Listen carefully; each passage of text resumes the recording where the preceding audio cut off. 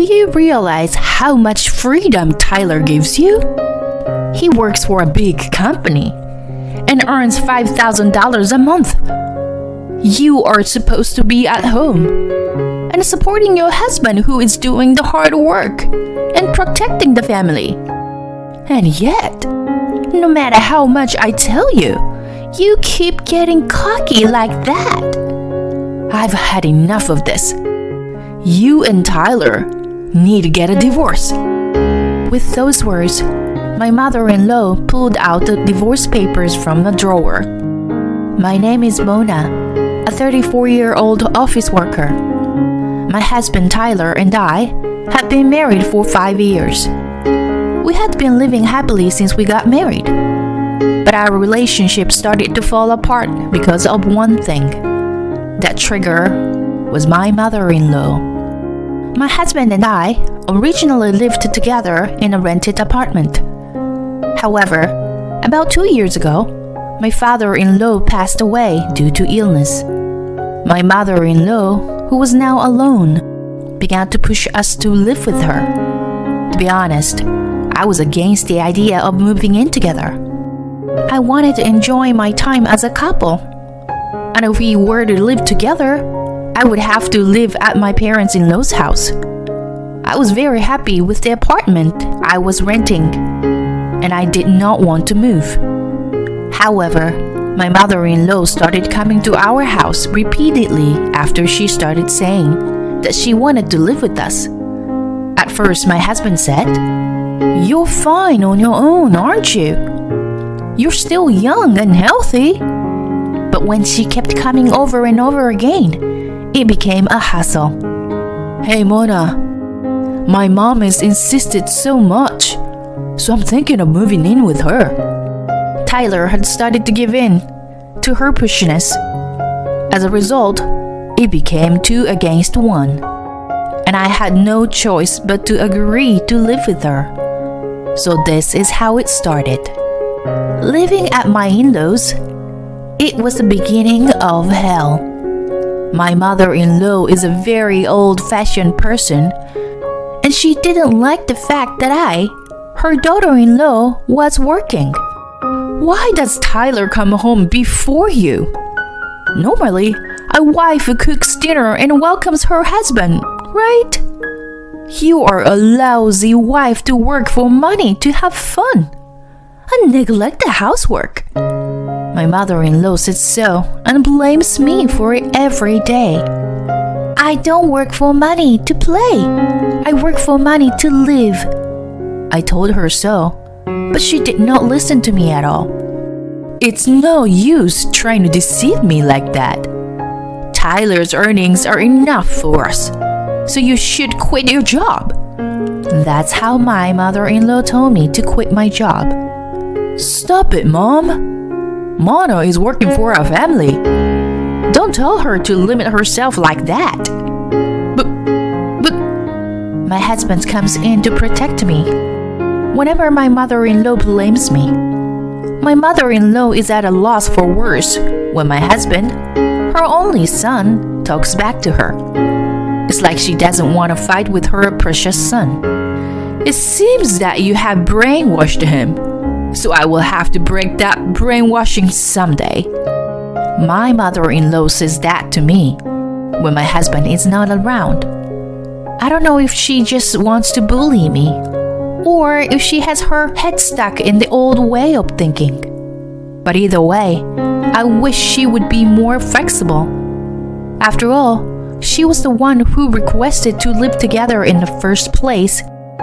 My mother-in-law soon stopped nagging me when my husband is around, because my husband protects me every time.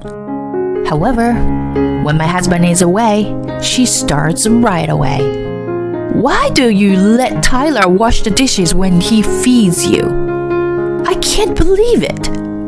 This is a rule that my husband and I decided together. Tyler can't cook, so I cook every day, and Tyler does the dishes. When I say this, my mother-in-law looks disgusted. "When I was young like you, we weren't allowed to do that. And after making such a bad dish, How dare you talk like that? You should ask him to do the dishes after you make better food. Seriously? I could just make her skip meals every day. I usually cooked with a light flavor. This is because my husband's health checkup results were not so good. And my mother-in-law is also old, so she should take care of her health. That's why I keep the seasoning light. So she had no reason to complain about it. If she didn't like it, she should have made it herself. And I still have other complaints about my mother-in-law. She spends too much money. She frequently buys new clothes and expensive luxury brand bags. I always frown when I see her matching the clothes she buys in front of the mirror. Did you buy clothes again? What? Are you complaining? It's not like you are paying for it. Tyler earns a lot of money, so that you can live a rich life like this if you are jealous. I gave birth to him, so you should be more grateful. To say the truth, I wish you would use your money for me rather than playing around with it. I was horrified. My mother-in-law would spend it all in a heartbeat. If I gave her my salary as it is, I would never do such a thing. Fortunately, I had already converted the bank book of my own account to an electronic one, so there was usually no need to worry about it being seen. The one for the shared account is hidden in my room. Still, it is hard for me not to tell the truth to my mother-in-law. In fact, if you compare my husband's earnings with me, mine are much higher. I work as an employee of a general company, and I'm currently in the position of section manager. On top of that, on weekends, I make use of the certification I have and teach English online. I am a pretty popular teacher, if I do say so myself. So when I combine my income from working as a company employee and an English teacher, it's quite a lot. On the other hand, my husband used to work for a large company, but his job was too strenuous and he became mentally ill. As a result, he had to resign from his job and is currently looking for a new job while working part-time. However, we have been living like that for about 2 years now. I think he's not planning to look for a full-time job. When we moved in together, my husband told me that he didn't want his mother to worry about him. He asked me not to tell his mother that he had resigned from his job due to a mental illness. He said that if she found out, she might go to his former company to yell at them. I'm sure that his mother, who loves his son very much, would do something like that. I did as my husband asked and promised not to tell his mother about our income. However, she always says that my husband earns money to support me, when even her wasteful spending comes from my income. I don't understand why she treats me so poorly. Stress built up inside me little by little. Then one day, I received a call from a friend of mine who had not seen me for about 6 months because she was busy. I was happy to hear from her out of the blue. Hey, what's up? Oh, Mona, your husband hasn't found a new job yet, has he? No, he hasn't. Why are you talking about my husband? I was just driving through town on my way back from my client's place. I saw your husband walking arm in arm with a young girl. What? My mind went blank. My husband having an affair? That's impossible. We are a close couple. Even though we sometimes fight, my husband protects me from my mother-in-law, and we have normal conversations at home. But I can't believe that he is having an affair. I don't think my friend is joking either, since I haven't heard from her in a while. And she is calling me during the day, while working. She is not the kind of friend who would pull a prank like that. My mind was a jumble of feelings of wanting to believe my husband and feeling uneasy. I decided that I had no choice but to make things clear. So I asked the credit agency to conduct an investigation. I was really stressed for a few weeks until the results of the investigation came back. And that's the same time when my mother-in-law was being troublesome. Tyler, I want to go on an overseas trip. What? Overseas? Why all of a sudden? My friend's son gave her a trip to Europe to celebrate her 60th birthday. So I wanted to go on a trip to Europe for my birthday too. I see. You're turning 60 this year, huh? My husband crossed his arms and started thinking in front of me. No. It's not your problem. I'm the one paying for it. And I'm absolutely against it. I was thinking such a thing in my mind. I was distrustful of my husband. But as long as there was no evidence yet, I tried not to talk about our income. Then, my husband agreed to do it. I couldn't help but butt in. Wait, Tyler! Don't just decide on that without asking me. A trip to Europe costs a lot of money, you know? I said in a slight panic. And as always, my mother-in-law started to attack me. What? I didn't ask you for anything. I'm asking Tyler. You don't bring money into the house, and you don't even do the housework, so don't interrupt me, she shouted. And then she continued. You know, do you realize how much freedom Tyler gives you? He works for a big company and earns $5,000 a month. You were supposed to be at home and supporting your husband who is doing the hard work and protecting the family. And yet, no matter how much I tell you, you keep getting cocky like that. I've had enough of this. You and Tyler need to get a divorce. My mother-in-law told me to divorce my husband. This surprised my husband as well as me. What are you talking about? Don't decide our divorce. Tyler, you were deceived by this woman. She's just using you for her own convenience. If you stay with her, you will be unhappy. So, break it off. Saying this, my mother-in-law pulled out the divorce papers from the drawer. My husband, who didn't think she had even prepared such a thing, was obviously surprised. Mom, come on.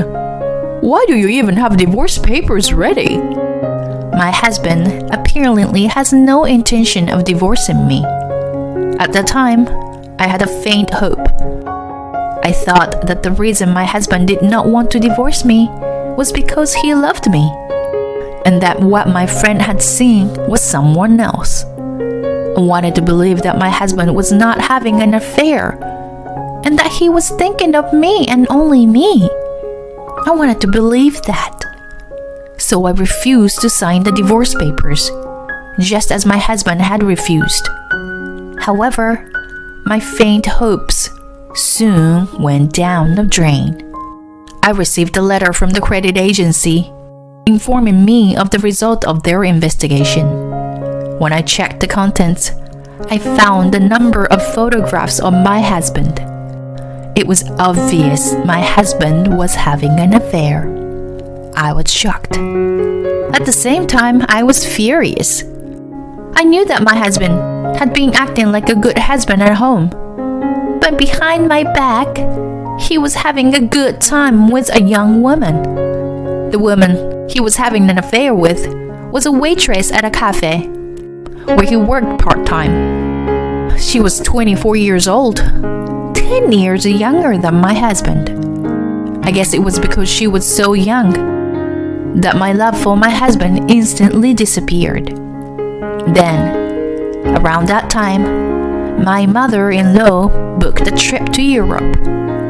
Of course, I had no intention of going, but my mother-in-law had a triumphant look on her face. Mona, you are staying at home, okay? You always spend too much of Tyler's money as much as you want, she said. I don't want to pay for the overseas trip of my husband, who is having an affair, and my mother-in-law, who is a bully. So I whispered to my husband, you are going to have to use your own money this time. My husband got quite upset and whispered back, wait a minute. It's a married couple's business, so you'll have to pay for it. It seems that he intends to rely solely on me. Now, it was clear that my husband only sees me as a convenient housekeeper who earns money for him. I'm divorcing you. What? Why? Divorce? I had said this in a voice that even my mother-in-law could hear. And she brought me the divorce papers with a very happy look on her face. So, you finally decided to move out of this house. Isn't it great news, Tyler? Now, you won't have to throw your money down the drain. Tyler could not seem to tell the truth to his mother because he had kept it from her for so long. He signed the divorce papers under his joyful mother's presence. I'll take it and file it at the office, I said as I packed up my belongings to leave. My mother-in-law grinned triumphantly and said, I want to help you even if you were in debt, and walked me out. My husband had his head down without saying a word.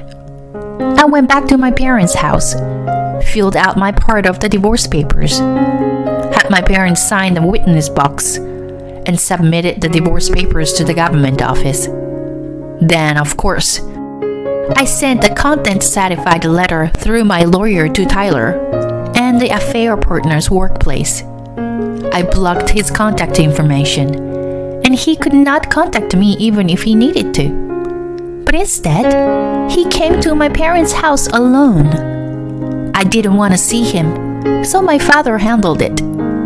Tyler insisted that he couldn't pay alimony. I guess he had not told his mother anything yet, seeing that she was not there. My father turned Tyler away without question, so I never had to see his face. And he made him promise to pay me through my lawyer, even if it was in installments. But then, about 3 months later, this time, my ex-mother-in-law and my ex-husband came to my parents' house together. I was living at home at the recommendation of my parents, so I was there just when they came. Again, my father handled the situation first. My mother and I listened and watched. Then I heard my ex-mother-in-law screaming, Why have all the lifelines in our house stopped? Your daughter must have done something. She's not taking Tyler's salary, is she? I heard such a voice, and I was impressed how this woman could be so confident. She never admits that her own son is at fault, and she just wants to make me the bad guy. I kind of felt sorry for my ex-mother-in-law and decided to show my face in front of the two of them. When my ex-mother-in-law noticed me, she widened her eyes and yelled at me. You finally showed your face. You put both Tyler and me in a lot of trouble. I don't know how you did it, but you gotta get the power and water back on. I didn't even get to go to Europe for my 60th birthday celebration because of you. I would like to calmly tell you that I am not in charge of paying utility bills and so on. After our divorce, I leave all that to Tyler. the lifeline is stopped, it's because Tyler's salary isn't enough to pay it, isn't it? When I said this, my ex-mother-in-law raised her voice. Are you stupid? Tyler works for a big company and earns $5,000 a month. How can he not be able to pay the bills? Apparently, Tyler hasn't told his mother after all. I showed her my tax slip to show her the reality. This is my income from my company, and this is my income from teaching English online. You teach English? My ex-mother-in-law was clearly surprised. Then she took a close look at the withholding tax slip, and her eyes widened. Well, it looks like it's true that you receive about $5,000 a month. Then, what about Tyler's salary? If it's the same as it was right before we broke up, he's a part-timer at a cafe. I would say his take-home pay is about $600 a month. 600? And since he has to pay the alimony for the affair, I bet he has very little money for living expenses. Right? An affair? Why? Isn't Tyler a businessman working for a big company? My ex-mother-in-law was about to collapse because the reality was so far away from what she thought it was. Tyler looked uncomfortable. Mom, I'm sorry. I have been meaning to tell you. He apologized. Then she started to say something outrageous. Mona, I'm sorry. I said selfish things without knowing anything about you. I will reflect on what I said, so please come back. What in the world is this person talking about? How can you ask me to come back under the circumstances? I am already divorced from Tyler, so we are strangers.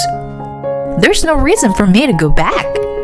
And I'll still have to support you too, even if I did. Who would want to go back in that situation? If you stay here any longer, I will call the police. So please, leave as soon as possible. When I said this calmly, my ex-mother-in-law and ex-husband made a pathetic sound and left. Then I put a restraining order in place so that I could report my ex-husband and ex-mother-in-law if they appeared in front of me. As for the two after that, I sent the proof of the affair to the cafe.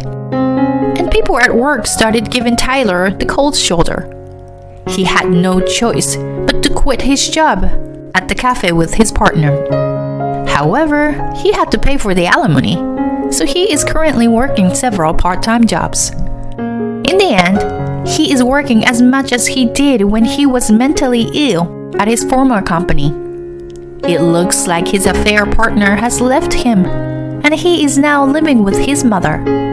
However, my ex-mother-in-law is gradually showing symptoms of dementia, so he has to work hard to pay off his debts, while also taking care of his mother. It served them right. On the other hand, I continue to live with my parents and save money at a very fast pace. In fact, I'm currently saving quite a bit of money. I am planning to invest in the near future to further increase my assets and aim to be semi-retired in a few years.